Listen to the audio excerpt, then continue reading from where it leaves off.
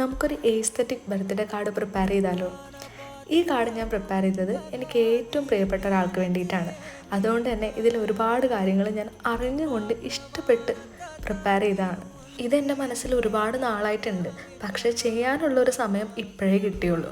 അതുകൊണ്ട് തന്നെ വളരെ യുദ്ധകാല അടിസ്ഥാനത്തിലാണ് ഞാനിത് ചെയ്തത്. ഇത് ചെയ്യുമ്പോൾ എനിക്ക് ഒരുപാട് സന്തോഷം ഉണ്ടായിരുന്നു.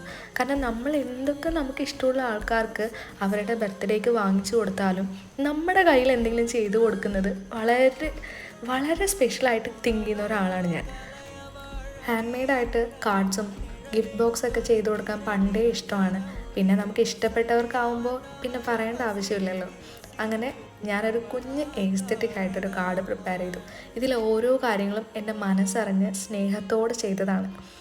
അതുകൊണ്ട് ഈ കാർഡ് കൊടുക്കുന്ന വ്യക്തിയും എനിക്ക് ഒരുപാട് സ്പെഷ്യലാണ്.